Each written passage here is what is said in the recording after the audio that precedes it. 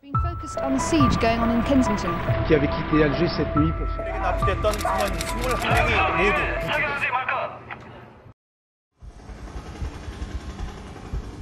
무리에서 이탈한 늑대는 단독 사냥을 하는 등 생활이 고달파서 무리에 속한 늑대보다 공격적입니다. 외로운 늑대는 늑대 무리로 진화했고, 이런 늑대 무리가 저지르는 테러는 조직적 성격까지 더해져 훨씬 파괴적입니다. 이렇듯 테러가 날이 갈수록 복잡해지는 만큼 테러에 대응하는 대테러 부대도 함께 발전해왔습니다. 스코틀랜드 출신 장교 데이비드 스털링의 아이디어에서 시작된 SAS는 2차 대전의 유령 같은 활약을 펼쳤는데요. 2차 대전이 끝나자 영국은 SAS의 필요성을 못 느꼈지만 곧바로 이어진 말레이 비상사태에 투입하게 됐죠. 말레이 비상사태에서 정글 전문가로 거듭난 SAS는 이어서 보르네오 대립에서 인도네시아가 말레이시아 건국을 인정하도록 하는데 크게 이바지했습니다. 하지만 아일랜드와 영국 간의 오랜 앙금은 피해 일요일을 기점으로 깊어졌고, IRA를 중심으로 무장 투쟁이 전개됩니다. 각종 총기류와 로켓 발사기, 대공 미사일 등을 확보한 IRA의 무장 투쟁은 더욱 과격해졌는데요. 이에 1960년대부터 테러리즘과 대테러 전술을 연구한 SAS는 IRA와의 싸움을 통해 최초의 대테러 부대로 거듭났죠. 각종 테러로부터 국민을 지키는 대테러 부대로 들어가 보겠습니다.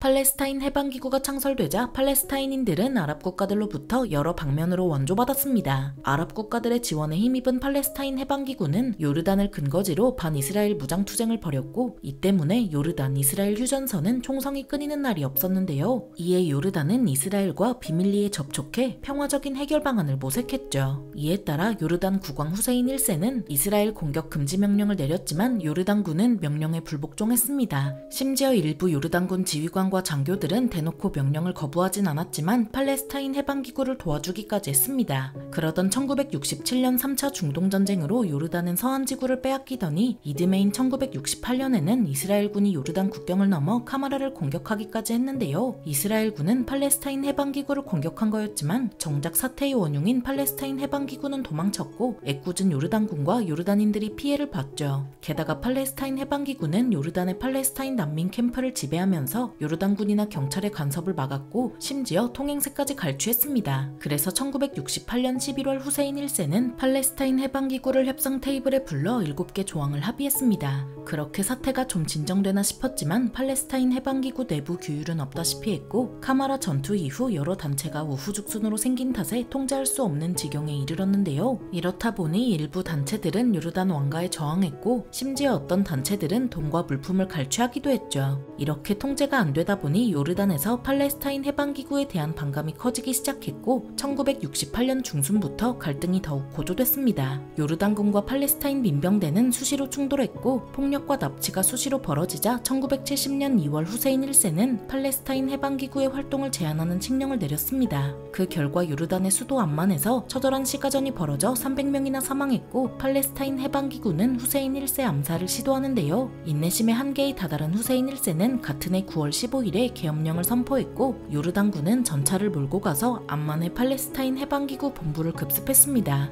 요르단군은 팔레스타인 해방기구를 레바논 일대로 몰아내버렸고, 그 결과 수천 명의 사상자가 발생했습니다. 이에 1970년 9월 18일 시리아군 전차 300대가 요르단 북부로 진입했고, 요르단군과의 격렬한 전투 끝에 일시적으로 멈춰서는데요. 9월 22일부터 시작된 요르단군의 반격이 성공하고 큰 피해를 본 시리아군이 요르단 영토 밖으로 철수했지만, 훗날 검은 9월이라 불리는 이 전쟁은 1971년까지 계속됐죠. 검은 9월로 수천 명의 사상자가 발생한 팔레스타인 해방기구는 레바논과 시리아로 밀려났고, 이 원한을 절대 잊지 않겠다고 선언했습니다. 1971년 11월 28일 4명의 무장괴한이 카이로 호텔 로비에서 아랍연맹 정상회담에 참석한 와스피탈 요르단 총리를 암살했습니다. 4명의 무장괴한은 자신들을 검은 9월단이라 칭했고, 이는 검은 9월을 기억하자는 의미였는데요. 검은 9월단은 철저한 신비주의 속에 운영됐고, 다른 팔레스타인 테러단체와 달리 본부나 지부, 대변인 등을 갖추지 않았죠. 점조직 형태로 운영된 검은 9월단의 전체 계획을 알고 있던 사람은 비밀스러운 리더 아부 이아드 뿐이었습니다. 이아드는 팔레스타인 팔레스타인 초대 대통령의 대변인으로서 팔레스타인 정당의 수뇌부에 속해 있었지만 공식적으로는 검은 9월당과 관련이 없었습니다. 이야드는 서독 미넨에서 개최될 올림픽에서 세계의 팔레스타인인들이 살아있다는 걸 알리기로 계획하고 이크리트와 비람 작전을 준비하는데요. 이크리트와 비람은 이스라엘의 두 도시 이름으로 1951년 이스라엘은 이 두 도시에서 보안 명목으로 팔레스타인인들을 추방했죠. 하부 조직에 속한 8명의 청년이 이 작전을 위해 차출됐고 이들 중 지휘를 맡은 이샤와 현장 전술을 담당하는 토니를 제외한 나머지 6명은 2달 전 차출되어 훈련받았습니다. 이 6명은 미넨 올림픽 개최 한 달 전인 1972년 7월 중순부터 리비아 사막 캠프에서 혹독한 훈련을 받았습니다. 이들은 팔레스타인 난민 캠프 출신이었고 처음 훈련받는 날부터 언제든 순교할 준비가 되어 있었는데요. 이크리트와 비람 작전 13일 전 검은 9월단의 협력자인 남녀가 부부로 위장한 채로 베이루트에서 독일 쾰른 본 국제공항으로 향했죠. 4개의 큰 가방을 짊어진 채 세관을 통과한 이들은 미넨 중앙역에 있는 보관함에 화물을 집어넣습니다. 가방 속에는 AK-47 8자루와 탄창 12개 그리고 수류탄 10발이 들어있었습니다. 한편 서독은 미넨 올림픽을 통해 나치즘의 과거에서 벗어나 한 단계 더 발전한 독일 사회를 보여주고자 계획했는데요. 특히 이스라엘 선수단의 올림픽 참여는 차별과 폭력의 그림자를 단절하고 싶었던 서독의 중요한 의미를 지니고 있었죠. 그래서 서독 정부는 세계 평화를 올림픽의 주제로 내세워 의도적으로 보안을 최소화했고 그 결과 선수촌이나 경기장 어디에도 무장경찰이나 보안요원이 배치되지 않았습니다.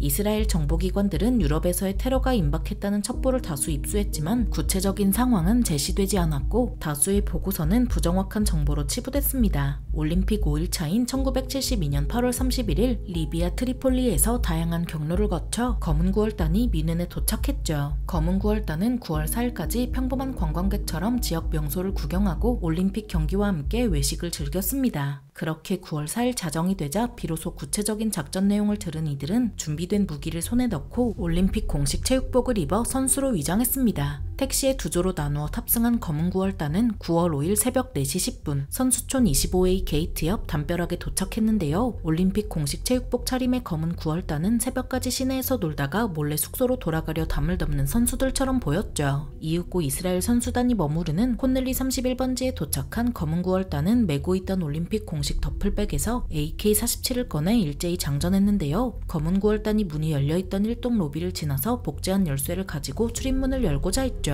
이 과정에서 국제 레슬링 심판 요세프 구트프로인트가 상황을 인지해서 몸으로 문을 막았지만 이 과정에서 이스라엘 역도 코치 투비아 스콜스키만 탈출에 성공했습니다. 스콜스키가 무작정 도망친 곳은 한국 선수단 숙소였고 당시 한국 여자배구 코치 전호관은 서독경찰에 연락했는데요. 한편 구트프로인트를 제압한 검은 9월단은 1동에서 잡은 인질 6명을 2층으로 데려가 밧줄로 묶었죠. 검은 9월단 이샤와 토니는 2조로 나누어 이샤의 조는 1동의 인질을 관리하고 토니의 조는 이스라엘 레슬링 코치 모셰 바인베르그를 끌고 나와 이스라엘 선수들이 있는 방으로 안내하도록 강요했습니다. 바인베르그는 2동을 지나 3동으로 토니의 조를 데려갔지만 역도 선수들과 레슬링 선수들조차 총을 든 테러범 앞에선 속수무책이었습니다. 토니의 조는 인질들을 1동으로 데려갔고 1동 로비 앞에 도착한 순간 레슬링 선수 가드 차바리는 테러범의 총을 후려치고 재빨리 나선형 계단을 이용해 주차장으로 뛰어내렸는데요. 주의가 분산된 틈을 타 바인베르그는 테러범을 향해 달려들었지만 테러범이 반사적으로 쏜 총에 맞아 숨지고 말았죠. 이렇게 10명의 이스라엘 선수단이 1동에 감금됐고 레슬링 선수 요세프 로마노가 테러범에게 달려들어 바닥에 쓰러뜨렸지만 총에 맞아 숨지고 말았습니다. 검은 9월단은 자신들을 팔레스타인의 공산주의 무장저항단체라 밝히며 팔레스타인 포로들과 공산주의 단체 바더 마이노프의 두 리더를 석방하라고 요구했습니다. 현장에 도착한 서독 경찰은 협상에 실패했고 급기야 미넨 경찰서장 만프레트 슈라이버 총경이 현장 총책임자가 되었지만 그는 인질극에 어떻게 대처해야 하는지 제대로 알지 못했죠. 슈라이버가 현장을 지휘하면서 인질극이 벌어진 선수촌 주변을 제대로 통제하지 못해 기자와 구경꾼들이 주변을 가득 메웠습니다. 방송국에서 현장을 생중계하는 바람에 테러범들은 서독 경찰의 행동 하나하나를 TV를 통해 지켜볼 수 있었습니다. 테러범을 제압하기 위해 경찰력이 투입됐지만 이들은 사격을 잘하는 사람을 찾길래 지원해온 평범한 경찰이었는데요. 평범한 경찰들은 운동선수로 위장하고 스포츠 가방에 무기를 숨겨서 테러범이 점거한 숙소 맞은편 건물의 옥상으로 잠입해 인질을 구출할 작전을 세웠죠. 하지만 매우 두꺼운 방탄복 위에 체육복 상의를 걸쳐 입은 것이 뻔히 드러나는 복장을 TV 뉴스로 본 테러범 중 한 명이 테라스로 나와 철수하지 않으면 인질을 사살하겠다고 협박했습니다. 그래도 서독은 테러범들을 보내줄 생각이 없었고 대로 이집트 카이로로 도망치게 해달라는 테러범의 요구를 들어주는 척 상황을 조성한 뒤 방심하는 틈을 타 기습하기로 정했습니다. 서독 경찰은 일단 헬기로 그들을 공항까지 이동시킨 후 다음 목적지까지 이동할 비행기에는 승무원으로 위장한 경찰을, 그 외부에는 저격수를 배치해 테러범들을 사살하려 했는데요. 하지만 승무원으로 위장한 경찰이 겁을 먹고 헬기가 공항에 도착하기 불과 몇 분 전에 상부의 명령을 무시하고 도망쳤죠. 게다가 작전 개시 30분 전까지도 서독 경찰은 테러범 숫자를 5명으로 알고 있었고 테러범들이 탄 헬기에서 8명이란 소식이 전해졌지만 이 소식이 현장에 전해지는 일은 없었습니다. 헬기가 착륙한 뒤 비행기가 빈 걸 확인한 테러범들은 남아있던 경찰들과 총격전을 벌였고 결국 서독 경찰은 테러범들을 전부 사살하거나 생포하는 데 성공합니다. 하지만 이 과정에서 서독 경찰은 한 명이 순직하고 테러범들이 총기를 난사하고 수류탄을 던져서 인질 9명 전원이 사망하는 참사가 벌어졌는데요. 나치즘의 선전장이 되었던 베를린 올림픽의 기억을 딛고 부흥을 상징하는 가장 화려한 대회를 만들겠다는 서독의 결심은 이 사건으로 한순간에 물거품이 되고 말았습니다. 검은 9월단의 테러는 서독 경찰이 한 번도 겪어보지 못한 일이라 제대로 대처하지 못했고 미넨 올림픽은 끝내 대참사로 기록됐습니다. IRA와 한창 싸우던 SAS는 영국 총리가 국방부에 요청한 내용을 실천하게 되죠. 과연 영국 총리가 국방부에 요청한 내용은 무엇일까요?